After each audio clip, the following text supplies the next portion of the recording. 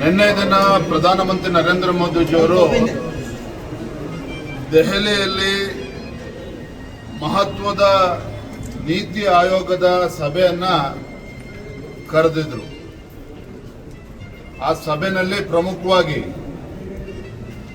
ಭಾರತ 2047ನೇ ಇಸ್ವಿಗೆ ಒಂದು ಅಭಿವೃದ್ಧಿ ಹೊಂದಿರತಕ್ಕಂಥ ದೇಶ ಆಗಿ ಪರಿವರ್ತನೆ ಆಗಬೇಕು. ಆ ನಿಟ್ಟಿನಲ್ಲಿ ವಿವಿಧ ರಾಜ್ಯಗಳ ಅಭಿಪ್ರಾಯಗಳು, ಆ ರಾಜ್ಯಗಳ ದೂರದೃಷ್ಟಿತ್ವ ಎಲ್ಲವನ್ನು ಕೂಡ ಸಮಗ್ರವಾಗಿ ಚರ್ಚೆ ಆಗಬೇಕು ಅಂತ ಹೇಳಿ ಪ್ರಧಾನಮಂತ್ರಿಗಳು ನಿನ್ನೆ ಸಭೆಯನ್ನ ಕರೆದಿದ್ರು. ಆ ಸಭೆಯಲ್ಲಿ ಕಾಂಗ್ರೆಸ್ ಆಡಳಿತ ಇರತಕ್ಕಂಥ ರಾಜ್ಯಗಳ ಮುಖ್ಯಮಂತ್ರಿಗಳು, ತೆಲಂಗಾಣ ಇರ್ಬೋದು, ಹಿಮಾಚಲ ಪ್ರದೇಶ ಇರ್ಬೋದು, ತಮಿಳುನಾಡಿಂದ ಅಲ್ಲಿನ ಮುಖ್ಯಮಂತ್ರಿಗಳು ಸ್ಟಾಲಿನ್ ಅವರು ಕೂಡ ಭಾಗವಹಿಸಿದ್ರು. ಆದರೆ ದುರದೃಷ್ಟ ಅಂತ ಹೇಳಿದ್ರೆ ನಮ್ಮ ರಾಜ್ಯದ ಮುಖ್ಯಮಂತ್ರಿಗಳು ಸಿದ್ದರಾಮಯ್ಯನವರು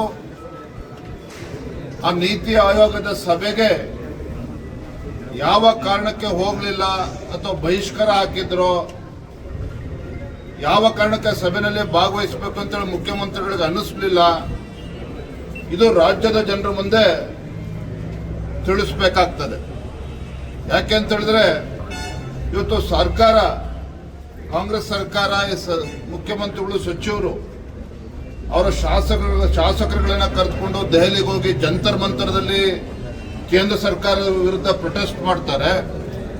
ಆದರೆ ಇಂಥ ಮಹತ್ವವಾಗಿರ್ತಕ್ಕಂಥ ಸಭೆಗೆ ಇವತ್ತು ಪಾಲ್ಗೊಳ್ಳೋದಿಲ್ಲ ಅಂತ ಹೇಳಿದ್ರೆ ಎಲ್ಲೋ ಒಂದ್ ಕಡೆ ರಾಜ್ಯದ ಮುಖ್ಯಮಂತ್ರಿಗಳು ರಾಜ್ಯದ ಅಭಿವೃದ್ಧಿಯನ್ನ ಬದಿಗಿಟ್ಟು ರಾಜಕಾರಣ ಮಾಡ್ತಕ್ಕಂಥದ್ದೇ ಇವ್ರಿಗೆ ಆದ್ಯತೆ ಆಗಿದೆ. ರಾಜಕಾರಣ ಮಾಡ್ತಕ್ಕಂಥದ್ದೇ ಆದ್ಯತೆ ಆಗಿದೆ ರಾಜ್ಯದ ಮುಖ್ಯಮಂತ್ರಿಗಳಿಗೆ. ಇದು ರಾಜ್ಯಕ್ಕೆ ಮಾಡ್ತಾ ಇರ್ತಕ್ಕಂಥ ಅನ್ಯಾಯ. ಮುಖ್ಯಮಂತ್ರಿ ಸಿದ್ದರಾಮಯ್ಯನವರು ಅಧಿಕಾರಕ್ಕೆ ಬಂದಾಗಿನಿಂದ ರಾಜ್ಯದಲ್ಲಿ ಆಡಳಿತ ಚುಕ್ಕಾಣಿ ಹಿಡಿದಾಗಿಂದನೂ ಸಹ ಕೇಂದ್ರ ಸರ್ಕಾರದ ಜೊತೆಯಲ್ಲಿ ಒಂದು ಸಂಘರ್ಷದ ಹಾದಿಯನ್ನ ಏನು ತುಳಿದಿದ್ದಾರೆ. ಸಂಘರ್ಷದ ಹಾದಿಯಲ್ಲಿ ಏನು ಸಾಕ್ತಾ ಇದ್ದಾರೆ. ಖಂಡಿತ ಇದು ರಾಜ್ಯಕ್ಕೆ ಒಳ್ಳೆಯದಾಗೋದಿಲ್ಲ. ನಾವು ಈ ವಿಚಾರವನ್ನ ಹಲವಾರು ಬಾರಿ ಪ್ರಸ್ತಾಪ ಮಾಡಿದ್ದೇವೆ. ಮುಖ್ಯಮಂತ್ರಿಗಳ ಈ ನಿಲುವೇನಿದೆ ರಾಜ್ಯಕ್ಕೆ ಇವತ್ತು ಅನ್ಯಾಯ ಮಾಡ್ತಾ ಇದೆ. ಇದು ಸನ್ಮಾನ್ಯ ಮುಖ್ಯಮಂತ್ರಿಗಳು ಸಿದ್ದರಾಮಯ್ಯನವರು ನಾಡಿನ ಜನತೆ ತಿಳಿಸ್ಬೇಕು ಯಾವ ಕಾರಣಕ್ಕೆ ಹೋಗಲಿಲ್ಲ ಅನ್ನೋದನ್ನ, ಈ ಸಭೆಗೆ ಯಾಕೆ ಗೈರಾಗಿದ್ರು ಅನ್ನೋದನ್ನ ತಿಳಿಸ್ಬೇಕಾಗ್ತದೆ. ಎರಡನೇ ಪ್ರಮುಖವಾಗಿರ್ತಕ್ಕಂಥ ವಿಚಾರ, ಮೊನ್ನೆ ದಿನ ಗೌರವಾನ್ವಿತ ಸಂಸದರು ಯದುವೀರ್ ಒಡೆಯರ್ ಅವರು ಸಹ ಪ್ರಸ್ತಾಪ ಮಾಡಿದ್ದಾರೆ. KSDL ಮೈಸೂರು ಸ್ಯಾಂಡಲ್ ಸೋಪಿಗೆ 6,20,00,000 ಕೊಟ್ಟು ತಮನ್ನಾ ಬಾಟೆಯನ್ನ ಬಾಲಿವುಡ್ ನಟಿಯನ್ನ ತರಬೇಕು ಅಂತ ರಾಜ್ಯ ಸರ್ಕಾರ ತೀರ್ಮಾನ ಮಾಡಿದೆ. ಇದು ಬಹಳ ಗಂಭೀರವಾಗಿರ್ತಕ್ಕಂಥ ವಿಚಾರ.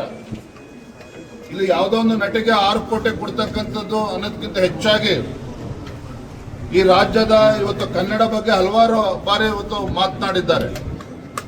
ಈ ನಾಡಿನ ನೆಲ, ಜಲ, ಭಾಷೆ, ಸಂಸ್ಕೃತಿ, ಪರಂಪರೆ ಇದನ್ನ ಉಳಿಸ್ಕೊಂಡು ಬೆಳೆಸ್ಕೊಂಡು ಹೋಗ್ತಾ ಇರ್ತಕ್ಕಂಥದ್ದು ರಾಜ್ಯದ ಒಂದು ಕರ್ತವ್ಯ. ಇವತ್ತು KSDL ಅಂತಕ್ಕಂಥ ಒಂದು ಸಂಸ್ಥೆ ಕಾಂಗ್ರೆಸ್ ಸರ್ಕಾರ ಹುಟ್ಟಾಕಿರ್ತಕ್ಕಂಥದ್ದಲ್ಲ. 1916ರಲ್ಲಿ ಅಂದಿನ ಮಹಾರಾಜರ ಕನಸಿನ ಕೂಸಿದು. ಅವರ ಒಂದು ದೂರದೃಷ್ಟಿತ್ವದಿಂದ ಸ್ಥಾಪನೆ ಆಗಿರ್ತಕ್ಕಂಥ ಈ ಸಂಸ್ಥೆ ಇವತ್ತು ಬ್ರ್ಯಾಂಡ್ ಅಂಬಾಸಿಡರ್ ಆಗಿ ಕರ್ನಾಟಕ ರಾಜ್ಯದಲ್ಲಿ ಯಾರು ಸಿಗಲೇ ಇಲ್ವಾ? ರಾಜ್ಯದಲ್ಲಿ ಆ ರೀತಿ ಒಂದು ಉತ್ತಮ ನಟ, ನಟಿ ಯಾರು ಸಿಗಲೇ ಇಲ್ವಾ? ಅಥವಾ ಯಾರು ಕನ್ನಡಿಗರು ಸಿಗಲೇ ಇಲ್ವಾ? ಹಾಗಾದ್ರೆ ಯಾಕೆ ಇದು? ನಾನು ಮಂತ್ರಿಗಳ ಹೇಳಿಕೆಯನ್ನು ಕೂಡ ಗಮನಿಸ್ತಾ ಇದ್ದೆ. ಪರಿಣಿತರ ಸಲಹೆಯನ್ನ ಪಡೆದುಕೊಂಡ್ರಂತೆ. ಇದಕ್ಕೆ ಯಾಕ್ರಿ ಬೇಕು ಪರಿಣಿತರ ಸಲಹೆ? ಯಾರು ಪರಿಣಿತರು? ಯಾವ್ದ್ರಲ್ಲಿ ಪರಿಣಿತರು ಇದ್ದಾರೆ? ಇದು ರಾಜ್ಯದ ಜನ ಪ್ರಶ್ನೆ ಮಾಡ್ತಾ ಇದ್ದಾರೆ. ಇದು ಯಾವುದೋ ಸಣ್ಣ ವಿಚಾರ ಅಲ್ಲ. ಯಾಕೆಂತ ಹೇಳಿದ್ರೆ ಇವತ್ತು KSDL ಸಂಸ್ಥೆ ಒಂದು ಇತಿಹಾಸ ಇರ್ತಕ್ಕಂಥ ಒಂದು ಸಂಸ್ಥೆ. ಇದು ಇಂಥ ಒಂದು ವಿಚಾರದಲ್ಲಿ ಈ ರೀತಿ ರಾಜ್ಯ ಸರ್ಕಾರ ಸ್ವೇಚ್ಛಾಚಾರದಿಂದ ನಡ್ಕೊಳ್ತಕ್ಕಂಥದ್ದು ಖಂಡಿತ ಸರಿಯಲ್ಲ. ಇದು ಅಪರಾಧ. ಇದು ಬಹಳ ಜವಾಬ್ದಾರಿಯಿಂದ ಈ ಮಾತನ್ನು ಹೇಳ್ತಾ ಇದ್ದೇನೆ. ಯಾರೋ ಪರಿಣಿತರು ಸಲಹೆ ಕೊಟ್ರಂತೆ, ಅದಕ್ಕೆ ತಮನ್ನಾ ಬಾಟೆಯನ್ನು ಕರ್ಕೊಂಡ್ ಬರ್ತೀನಿ ಅಂತ ಹೇಳಿದ್ರೆ ಇವತ್ತು ಮಹಾರಾಜರು ಕೂಡ ಮಾಡ್ತಕ್ಕಂಥ ಅವಮಾನ ಇದು. ಮಹಾರಾಜರು ಮಾಡ್ತಕ್ಕಂಥ ಅವಮಾನ. ಒಂದ್ ಕಡೆ ಅಭಿಯಾನಗಳು ಶುರುವಾಗಿದೆ ಸರ್, ಯಡಿಯೂರಪ್ಪ ಅವರನ್ನೇ ಅಮರ್ಷಣೆ ಮಾಡಿ ಅನ್ನುವಂಥದ್ದು ಜನರು. ಮೂರನೇದು ಇವತ್ತು ರಾಮನಗರ ಜಿಲ್ಲೆ ಬಗ್ಗೆ ಯಾಕೆ ಮಾನ್ಯ DK ಶಿವಕುಮಾರ್ ಅವರು ರಾಜ್ಯದ ಉಪಮುಖ್ಯಮಂತ್ರಿಗಳು ಅನ್ನೋದನ್ನು ಕೂಡ ಮರೆತು ಒಂದು ರಿಯಲ್ ಎಸ್ಟೇಟ್ ಏಜೆಂಟ್ ಆಗಿ ವರ್ತನೆ ಮಾಡ್ತಾ ಇದ್ದಾರೆ ಅಂತೇಳಿ ಇವತ್ತು ರಾಮನಗರ ಜಿಲ್ಲೆಯವರು ಕೂಡ ಪ್ರಶ್ನೆ ಮಾಡ್ತಾ ಇದ್ದಾರೆ, ರಾಜ್ಯದ ಜನನು ಕೂಡ ಪ್ರಶ್ನೆ ಮಾಡ್ತಾ ಇದ್ದಾರೆ. ಅಥವಾ DK ಶಿವಕುಮಾರ್ ಅವರಿಗೆ ರಾಮನಗರ ಅಂತ ಹೇಳಿ ಕೀಳರಿಮೆ ಏನಾರ ಇದೆಯಾ? ಹಾಗಾದ್ರೆ ರಾಮನಗರ ಅಂತ ಹೇಳಿದಕ್ಕೆ ಅವ್ರಿಗೆ ಕೀಳರಿಮೆ ಇದೆಯಾ? ಅಥವಾ ರಾಮನಗರಕ್ಕೆ ಇವತ್ತು ಬೆಂಗಳೂರು ದಕ್ಷಿಣ ಅಂತ ಹೇಳಿ ಹೆಸರು ಸೇರಿಸದೆ ಹೋದ್ರೆ ಅಭಿವೃದ್ಧಿನೇ ಆಗಲ್ವಾ? ಆ ತೀರ್ಮಾನಕ್ಕೆ ಯಾಕೆ ಬಂದರು DK ಶಿವಕುಮಾರ್ ಅವರು?